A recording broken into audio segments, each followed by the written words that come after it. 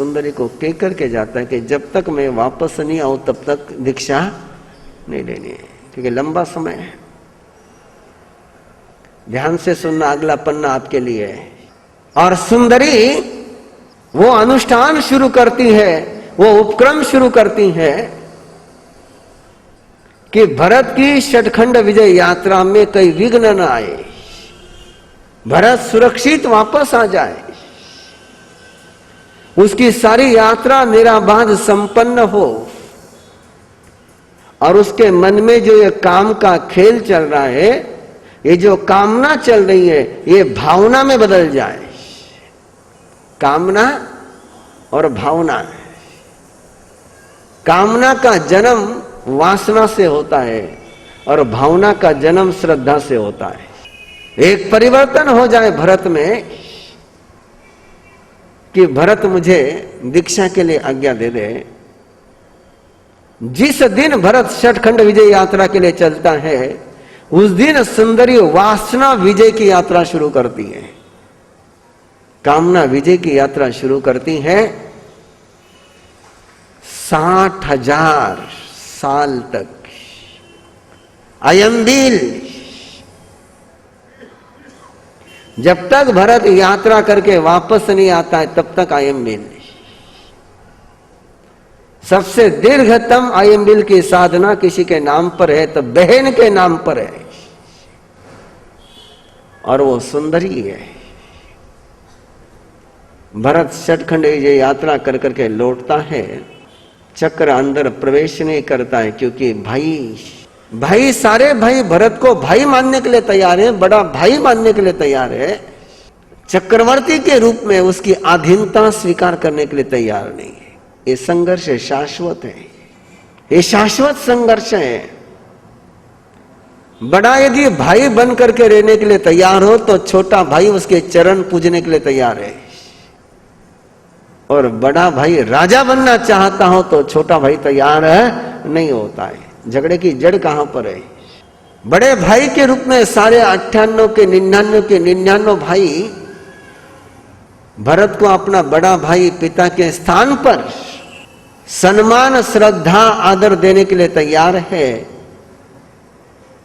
लेकिन भरत कहता है कि मेरे सिंहासन को स्वीकार करो। बोले सिंहासन नहीं, हृदय आसन तैयार है, सिंहासन नहीं। बाकी राजा आकर के तुमको प्रणाम करेंगे, हम तुम्हारे चरण पकड़ेंगे, लेकिन भाई के रूप में पकड़ेंगे, राजा के रूप में नहीं, अधीनता के रूप में नहीं, गुलामी के रूप में नहीं, नौकर के रूप में नहीं, भाई के रूप में कुछ भी कहो स्वीकार है। मेरी पर्सनल बात व्याख्यान में कहनी नहीं चाहिए, लेकिन कह देता हूं। मैं भी बहुत बार लोगों से कहता हूं, तुम भक्ति से कोई बात कहो, श्रद्धा से कोई बात कहो, नहीं जचने वाली बात भी मैं कबूल कर लूंगा, और तुम सत्ता संपत्ति और तर्क के आधार पर कोई बात कहो, जचने वाली बात होगी तो भी मैं मानने वाला नहीं हूं, मैं नहीं मानता। सत्ता की बात मैं नहीं मानता, धन की बात मैं नहीं मानता।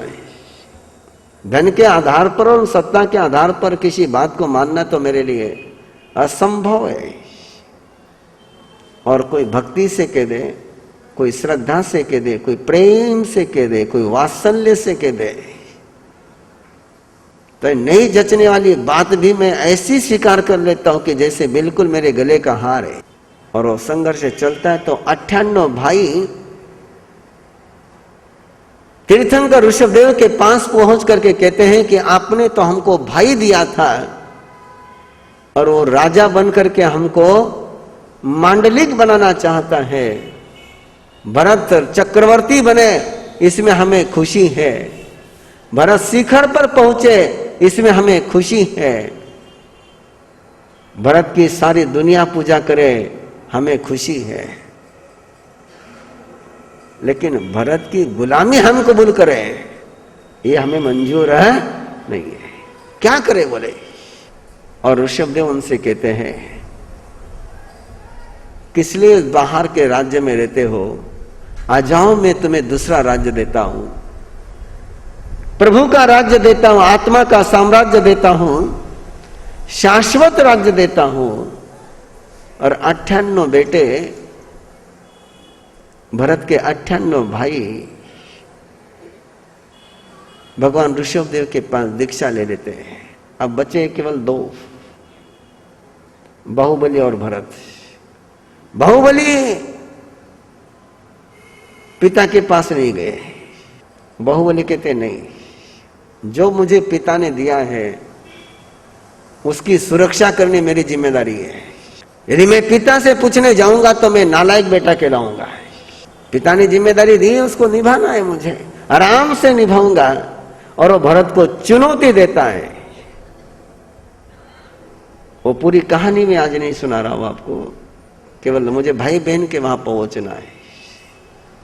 भाई भाई के वहां नहीं रुकना है, मुझे भाई बहन के वहां पहुंचना है कि आज कार्यक्रम उसी का है।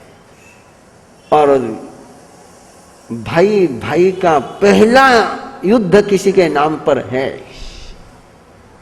भाई भाई के रूप में सबसे पहले कोई लड़ाई हुई है तो भगवान ऋषभदेव के 2 बेटों की हुई है। इसलिए कई बार जो जानते वो कहते हैं कि हम भाई भाई लड़ रहे तो महाराज साहब हमको कुछ मत बोलिए, हमको तो बाहुबली और भरत ने सिखाया हुआ है। ये रास्ता किसने खोला है? बोले हाँ, भगवान ऋषभदेव के बेटों ने खोला है। बोले और उन्होंने जो रास्ता खोला उस रास्ते पर हम चल रहे हैं, अधूरे रास्ते पर चल रहे, पूरे रास्ते पर नहीं चल रहे। और युद्ध शुरू होता है। और युद्ध जब शुरू होता है तो बाहुबली और भरत को कुछ लोग सलाह देते हैं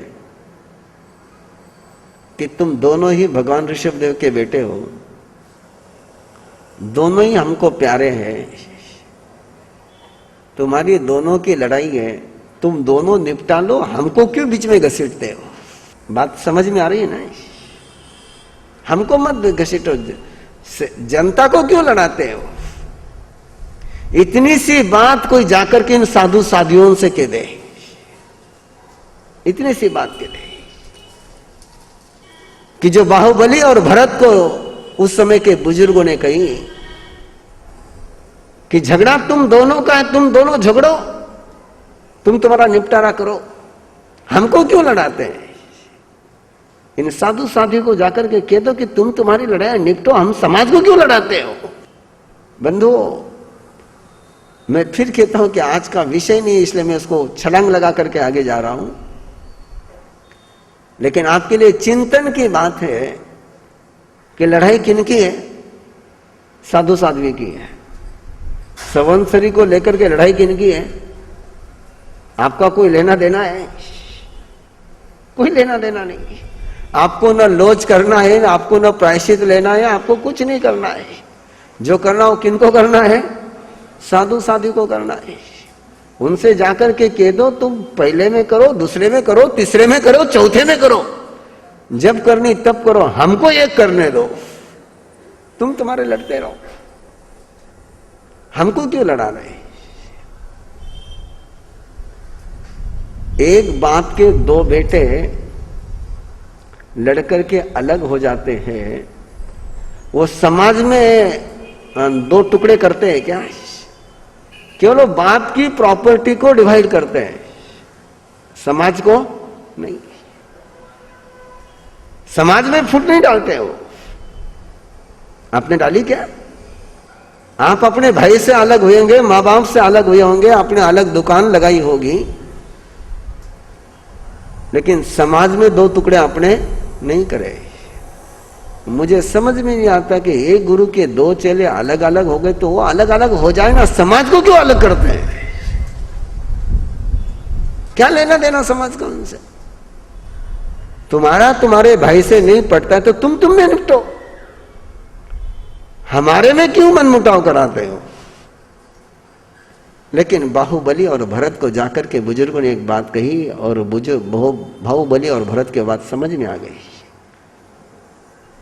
और बोले ठीक है अपन दोनों ही लड़ते हैं, हम बाकी